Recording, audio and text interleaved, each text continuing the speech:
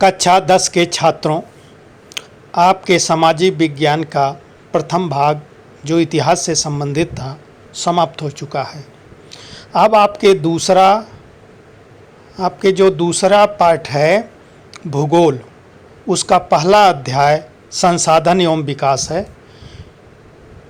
हालांकि जो बच्चे अप्रैल मई में ऑनलाइन कक्षाएं किए हैं उनको भूगोल के सारे पाठ पीडीएफ के रूप में उपलब्ध करा दिए गए थे। अब वीडियो के क्रम में हम आज शुरू करना चाहते हैं और शुरू कर रहे हैं संसाधन एवं विकास। तो संसाधन है क्या, ये समझना पड़ेगा। मनुष्य अपनी आवश्यकताओं की पूर्ति के लिए अथवा अपने जीवन को बेहतर बनाने के लिए जिन साधनों का उपयोग करता है वो संसाधन कहलाता है। इसीलिए कहा गया है कि संसाधन होते नहीं बनते हैं। कहने का मतलब है कि हमारे आसपास तमाम ऐसी चीज़ें पड़ी हुई हैं जिसका हम उपयोग नहीं करते हैं, तो वो हमारे लिए संसाधन नहीं है। लेकिन भविष्य में यदि हम उसका उपयोग करने लगेंगे तो वो हमारे लिए संसाधन हो जाएगा। इसीलिए ये कहा जाता है कि संसाधन होते नहीं बल्कि बनते हैं। तो संसाधनों के बारे में हम आगे अध्ययन करते हैं कि संसाधन कितने प्रकार का होता है और ये इसके विस्तृत अध्ययन भी करेंगे। तो आपको इतना ज्ञान हो गया कि संसाधन किसे कहते हैं। अब संसाधन कितने प्रकार के होते हैं।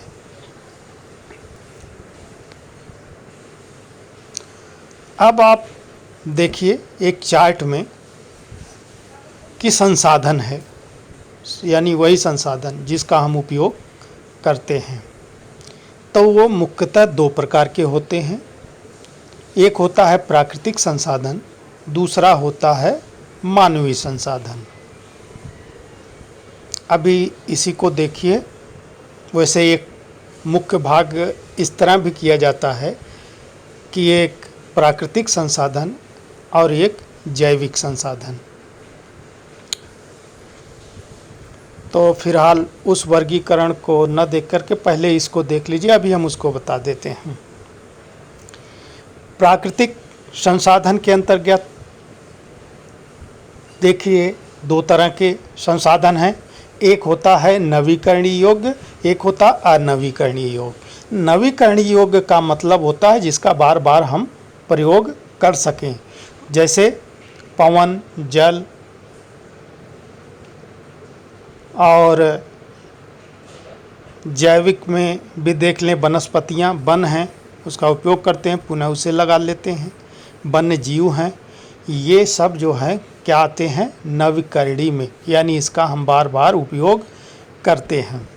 तो आपके परीक्षा में हमने देखा है कि कभी वन और वन्य जीव दे देता और पूछता है ये कैसे संसाधन है, नवीकरणीय है कि अनवीकरणीय है।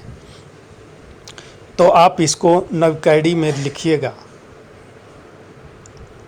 तो और अनवीकरणीय जो होती हैं, जो संसाधन अनवीकरणीय होते हैं यानी जो नष्ट हो जाते हैं, उपयोग करने के बाद नष्ट हो जाते हैं, इसमें पुनः चक्री यानी जैसे धातुएं हैं।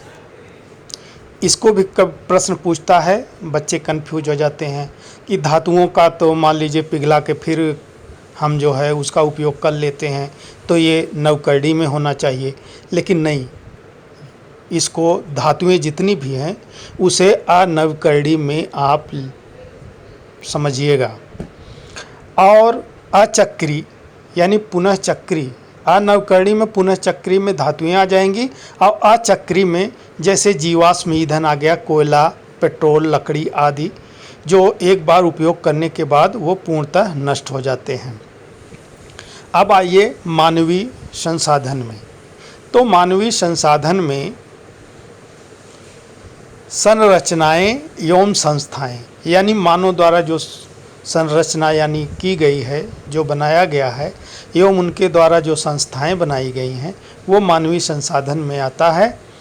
और मात्रा एवं गुणवत्ता, किसी चीज़ की क्वांटिटी और उसकी क्वालिटी को जो मेंटेन होता है, वो जो है मानव के द्वारा ही होता है। तो वो जो गुणवत्ता और मात्रा है, ये भी मानव पर निर्भर है। ये मानवकृत संसाधन या मानवीय संसाधन है। अब हमने आपको बताया था कि एक तरह से और हम बांट सकते हैं, जैसे लिखते हैं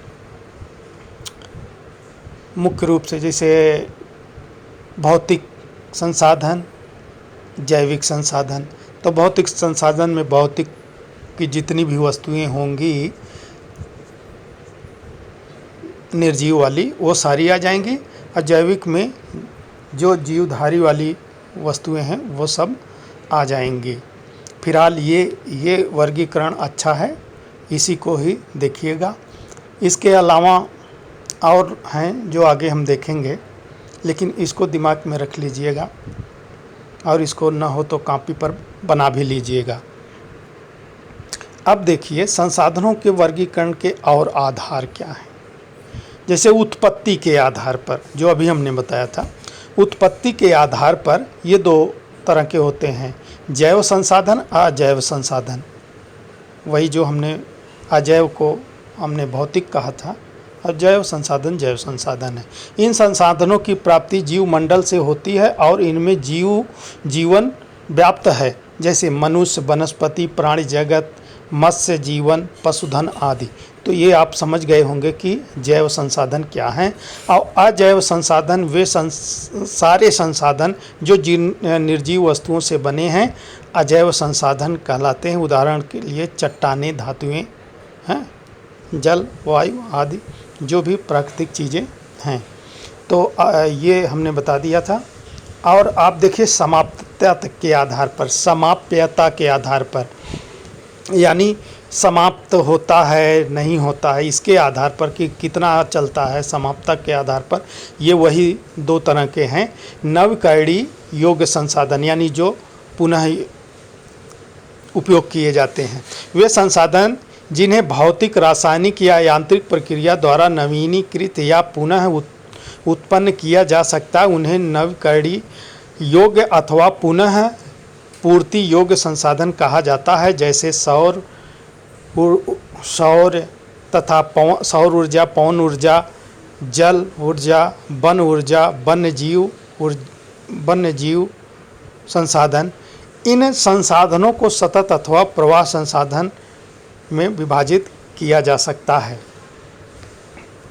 और नवीकरणीय योग्य कौन से संसाधन? इन संसाधनों का विकास एक लंबे भूवैज्ञानिक अंतराल में होता है। खनिज और जीवाश्म ईंधन इस प्रकार के संसाधनों के उदाहरण हैं। इनके बनने में लाखों वर्ष लग जाते हैं। इनमें से कुछ संसाधन जैसे धातुएं पुनः चक्रीय हैं, और कुछ संसाधन जैसे जीवाश्म ईंधन अचक्रीय हैं एवं एक बार ही प्रयोग में ख़त्म हो जाते हैं। तो इसको तो आगे आपको हमने बता ही दिया गया, समझ गए होंगे। अब स्वामित्व के आधार पर, यानी मालिकाना हक के आधार पर संसाधन क्या कितने प्रकार के, ये भी दो प्रकार के होते हैं। एक होता है व्यक्तिगत संसाधन। संसाधन निजी व्यक्तियों के स्वामित्व में भी होते हैं। बहुत से किसानों के पास सरकार द्वारा आवंटित भूमि होती है, जिसके बदले में वे सरकार को लगान चुकाते हैं। गांव में बहुत से लोग भूमि के स्वामी भी होते हैं और बहुत से लोग भूमिहीन होते हैं। शहरों में लोग भूखंड, घरों व अन्य जायदाद के मालिक होते हैं। बाग, चारागाह, तालाब तथा कुओं का जल आदि संसाधनों के निजी स्वामित्व के कुछ उदाहरण हैं। तो ये जो निजी स्वामित्व में आ जाते हैं। और एक होता है सामुदायिक स्वामित्व वाले संसाधन। ये संसाधन समुदाय के सभी सदस्यों के लिए उपलब्ध होते हैं। गांव की शामिलात भूमि, शामिलात भूमि का मतलब ये सार्वजनिक भूमि समझ लीजिए। जैसे चारण भूमि यानी चरागाह है, शमशान भूमि है, तालाब है, खलिहान है, हैं, और पंचायत भवन भी जो भी बनते हैं।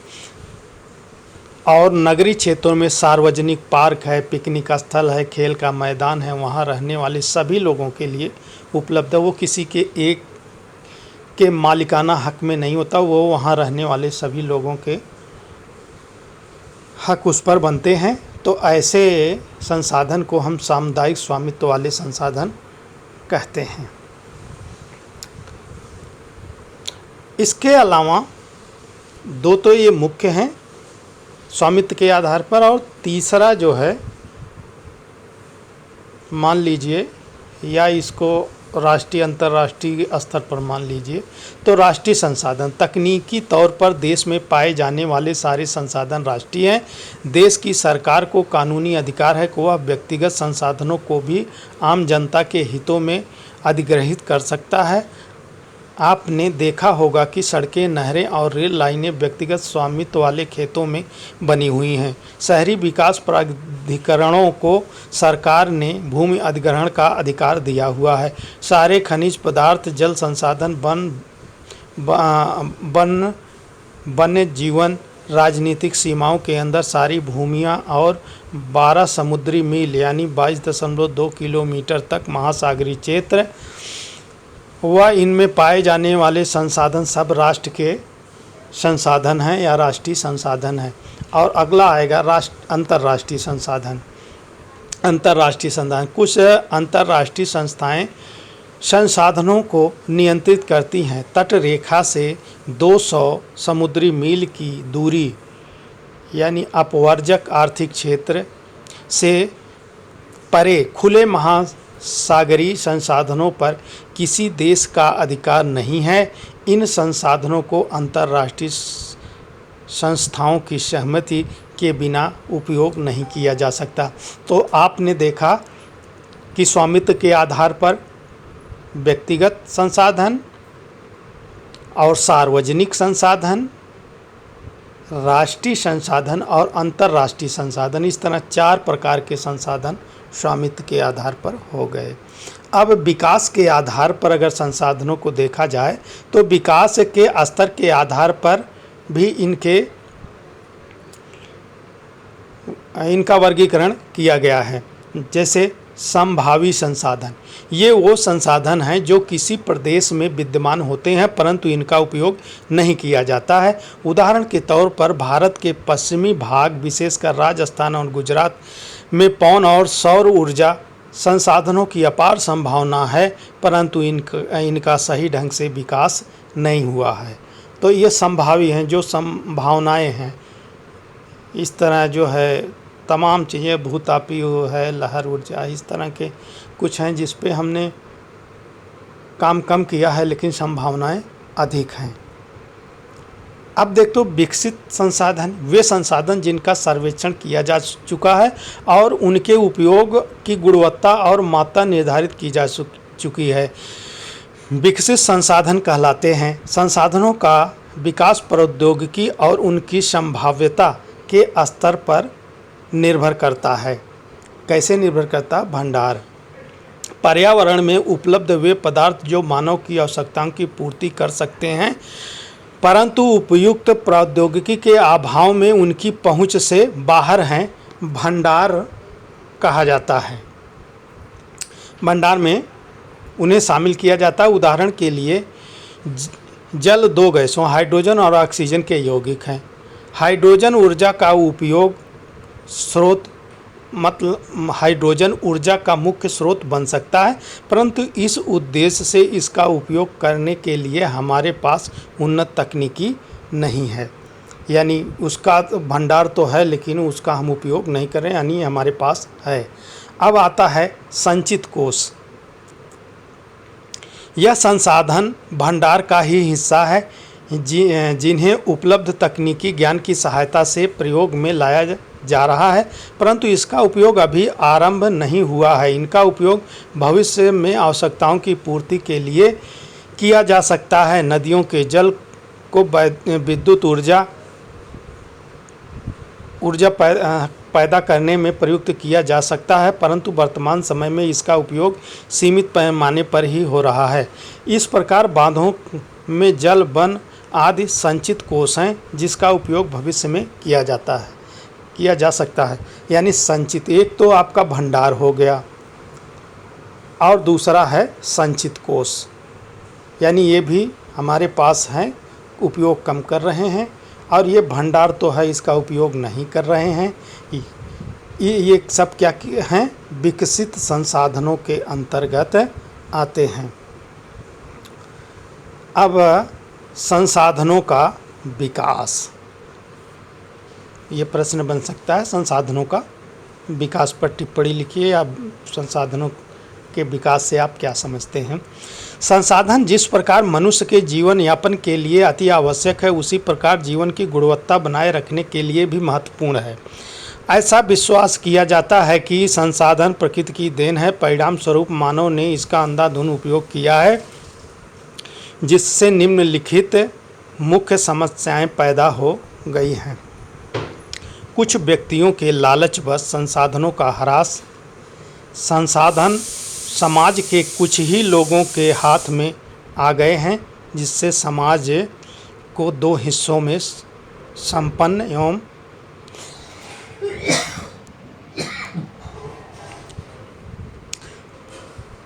साधनहीन अर्थात अमीर और गरीब में बांटा गया है।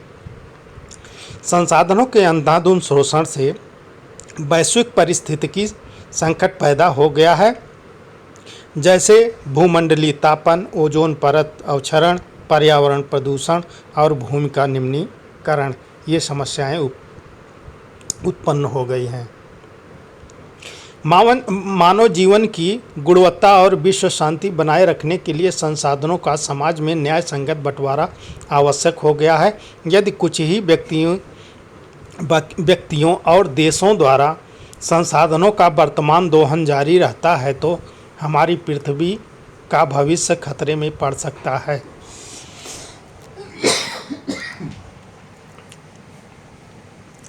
इसलिए हर तरह के जीवन का अस्तित्व बनाए रखने के लिए संसाधनों के उपयोग की योजना बनाना अति आवश्यक है।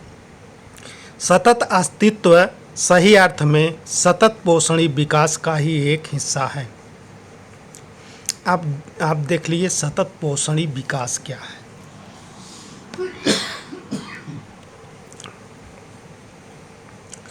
सतत पोषणी आर्थिक विकास का अर्थ है कि मानव पर्यावरण को बिना नुकसान पहुंचाए हो और वर्तमान विकास की प्रक्रिया भविष्य की पीढ़ियों की आवश्यकता की अवहेलना न करे। तो इसको इस तरह भी समझ सकते हैं। सतत पोषणी आर्थिक विकास का मतलब है या अर्थ है कि प्रकृति को बिना नुकसान पहुंचाए उसका उपयोग इस तरह करना है कि खुद की आवश्यकता पूर्ति हो और भविष्य में आने वाली पीढ़ियों के लिए भी उपलब्ध हो सके। इसी पर एक सम्मेलन हुआ था जिसका नाम है रियो डी जेनेरो पृथ्वी सम्मेलन 1992। जून 1992 में 100 से अधिक राष्ट्राध्यक्ष ब्राज़ील के शहर रियो डी जेनेरो में प्रथम अंतर्राष्ट्रीय पृथ्वी सम्मेलन में एकत्रित हुए। सम्मेलन का आयोजन विश्व स्तर पर उभरते पर्यावरण संरक्षण तथा सामाजिक आर्थिक विकास की समस्याओं का हल ढूंढने के लिए किया गया था। इस सम्मेलन में एकत्रित नेताओं ने भूमंडलीय जलवायु परिवर्तन और जैविक विविधता पर एक घोषणा पत्र पर हस्ताक्षर किया। रियो सम्मेलन में भूमंडलीय वन सिद्धांत फॉरेस्ट प्रिंसिपल्स पर सहमति जताई और 21वीं शताब्दी में सतत पोषणी विकास के लिए एजेंडा 21 को स्वीकृति प्रदान की। यानी सम्मेलन हुआ, उसमें भूमंडल में जो वनों पर है, वनों के जो सिद्धांत हैं कि कितने वन होने चाहिए, 33% वन होने चाहिए, उसको मेंटेन बनाने पर सहमति बनी और सतत पोषणी विकास के लिए एक एजेंडा बनाया गया, एजेंडा 21, यानी 21 बातें उसमें लिखी गई और उसी को एजेंडा 21 कहा जाता है। एजेंडा 21 यह एक घोषणा है जिसे 1992 में ब्राज़ील के शहर रियो डी जेनेरो में संयुक्त राष्ट्र पर्यावरण एवं विकास सम्मेलन के तत्वाधान में राष्ट्राध्यक्षों द्वारा स्वीकृत किया गया था। इसका उद्देश्य भूमंडलीय सतत पोषणी विकास हासिल करना है।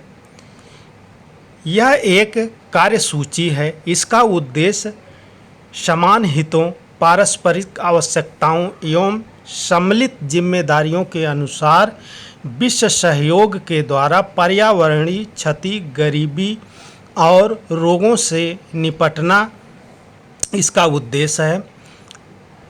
किसका उद्देश्य है? एजेंडा 21 का मुख्य उद्देश्य है।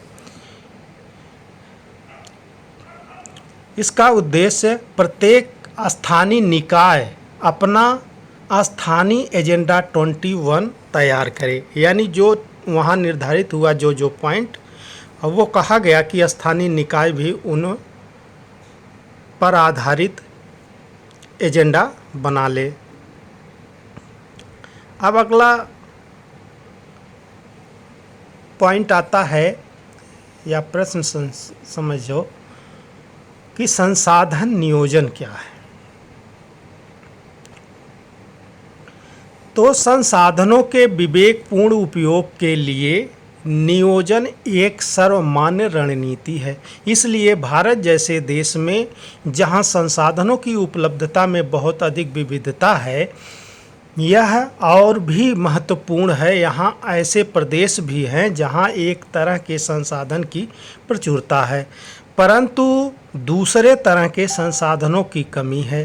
कुछ ऐसे प्रदेश भी हैं जो संसाधनों की उपलब्धता के संदर्भ में आत्मनिर्भर हैं और कुछ ऐसे भी प्रदेश हैं जहां महत्वपूर्ण संसाधन की अत्यधिक कमी है। उदाहरण के लिए झारखंड, मध्य प्रदेश और छत्तीसगढ़ आदि प्रांतों में खनिजों और कोयले के प्रचुर भंडार हैं। अरुणाचल प्रदेश में जल संसाधन प्रचुर मात्रा में पाए जाते हैं परंतु मूल विकास की कमी है। राजस्थान में पवन और सौर ऊर्जा संसाधनों की बहुतायत है लेकिन जल संसाधन की कमी है। लद्दाख के शीत मरुस्थल देश के अन्य भागों में अलग थलग पड़ता है। यानी जल संसाधनों की कमी कहाँ है? राजस्थान में। लद्दाख के जो शीत मरुस्थल है जहाँ बर्फ़ है वो शीत मरुस्थल कहा जाता है कि वहाँ जब बर्फ़ से ढका रहता है। देश के अन्य भागों से अलग थलग पड़ता है, वो बिल्कुल अलग थलग है देश से। यह प्रदेश सांस्कृतिक विरासत का धनी है परंतु यहाँ जल, आधारभूत अवसंरचना तथा कुछ महत्वपूर्ण खनिजों की कमी है। इसलिए राष्ट्रीय महत्वपूर्ण खनिजों की कमी है। इसलिए राष्ट्रीय, प्रांतीय, प्रादेशिक और स्थानीय स्तर पर संतुलित संसाधन नियोजन की आवश्यकता है। तो इस तरह आपने देखा कि ये संसाधन का नियोजन क्या है। आइए आगे देखते हैं अगले वीडियो में क्योंकि इस वीडियो में पूरा चैप्टर आ नहीं सकता, इसलिए इसके लिए दूसरा वीडियो बनाना पड़ेगा और वो पार्ट 2 होगा। संसाधन एवं विकास पार्ट 2।